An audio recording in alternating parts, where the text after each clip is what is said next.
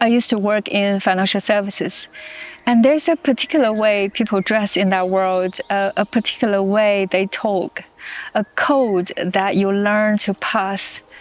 I remember there was one of those networking events where people move around the room trying to make connections. And before I even arrived, I was running this checklist in my head, rehearsing how I would walk into the room, how I would talk, how would my facial expression would be when someone spoke to me, so that I would know what I would be doing when I got there. Am I making enough eye contact to look confident?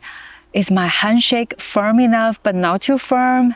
Am I laughing at the jokes in the right places? Am I smiling enough? And once I was there, I was talking to a person whom I just had met, trying to make conversation. But meanwhile, there was a second conversation running inside my head. It goes like this. Oh, they haven't looked away twice now. Okay, say something, Katie, say something interesting. But no, that topic is too intense. Right, what about ask them a question? People like questions. Okay, all right, nod again. Look interested, but not too intense. I did that for about half hour. And then I went to the bathroom. I just had to take a break. And after a few minutes of just calming myself down, I went out again and did another half hour. I want to be careful about the word masking because it has become so popular, and a word gets used as much. It loses its edge. Masking to me is not about being shy. It's not about putting on a brave face when you walk into a difficult situation. It's a full-time, unpaid, invisible job of forming myself into a version of person whom other people find easier, and doing it so constantly that I forgot I am doing it at all. And the reason I did, it is the reason that most of us did, because it worked. That is the uncomfortable part. It wasn't a mistake. Masking got me certain friendships. It got me high-paying jobs. It got me attention from people who would never have noticed me otherwise. The mask was good at its job. It kept me in demand. It kept me included. But what it cost me was everything underneath. Here is what I did not understand for about 4 decades. I thought the mask was something that I put on, something I could take off at the end of the evening like a coat, hang it up and be myself again. But there was no myself waiting behind it. I had been performing since young. There was no hidden, authentic me anymore. At least there was no authentic me fully formed, sitting somewhere waiting for the party to end so that she could finally come out. There was performance, and underneath the performance, there was emptiness. I didn't know what I actually wanted unless I first worked out what every other person wanted. I did not know what I enjoyed. I knew I had learned to say what I enjoyed. When someone asked me what I really wanted, the honest answer is, why don't you tell me what everybody else wants? Then I tell you which one is the safest. That's the thing nobody warns you about. You do not unmask and find yourself. You unmask and find an empty house. I want to tell you about the first time I unmasked in front of another person. It was a small thing. Someone asked me why I thought of something, and I felt my autopilot kicked in, and I was thinking, okay, work out what she thinks and then match it, and then maybe add a little so it sounds more like my own. But for some reason that day, instead of running the autopilot like I always did, I just said the true thing. which was I didn't agree with her. And it was fine. It was so ordinary. Nothing I had been dreading happened at all. I went home that day and I felt something I couldn't name for a while. It wasn't victory. It was closer to grief. Because I sat there and I thought, that was it?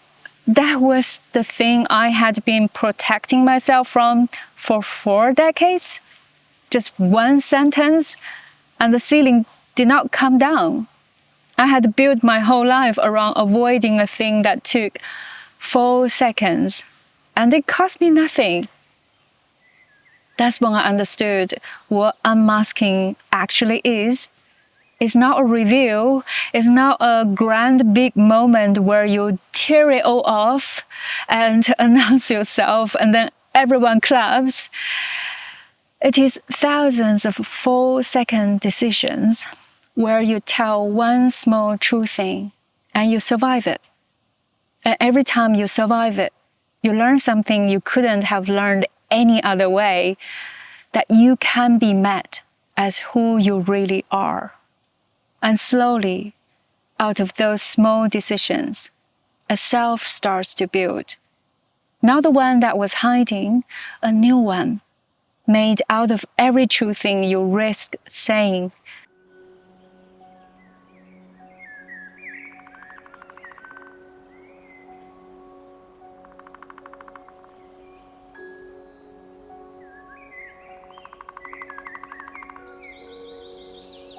Now I want to be honest about what this costs, because I don't want to hand you rose-tinted glasses.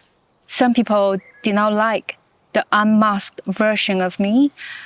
That is real, and I'm not going to soften it. There were relationships that only worked because I was doing all the accommodating, and when I stopped, they didn't survive it. That hurt. It still hurts if I'm honest.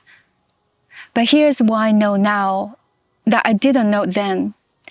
Those relationships were not real. They were relationships with performance. Someone was getting on beautifully with a person I had invented to keep them comfortable. And when that invention stopped, so did they. I didn't lose a friend. I found out I never had that one. And the other thing happened too. A few people leaned in. A few people said some version of, "Oh, there you are." And those are the only relationships in my life that have ever felt like rest. And I want to say this clearly because I think it matters more than anything else in this video. You do not have to show everyone your unmasked self. Not everywhere, not always. There are rooms that are not safe. Masking is a survival tool. It kept you alive and safe. You are allowed to decide when it's safe to take it off and when it isn't. The goal was never to stop masking. The goal is to stop being the mask.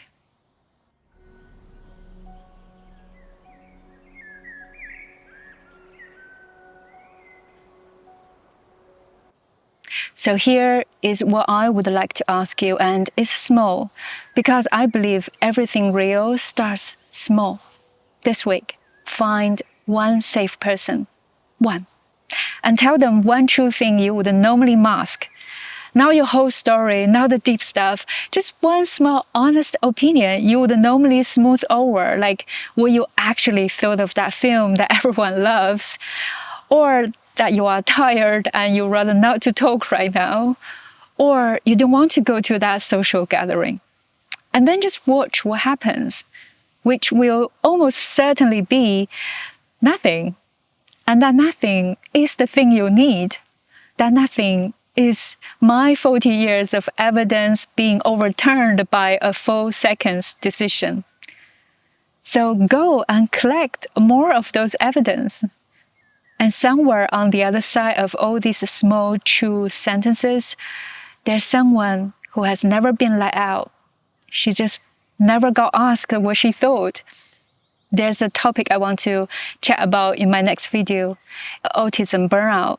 The kind that doesn't look like being tired, but the kind that where you just cannot perform unmask anymore, even when you want to.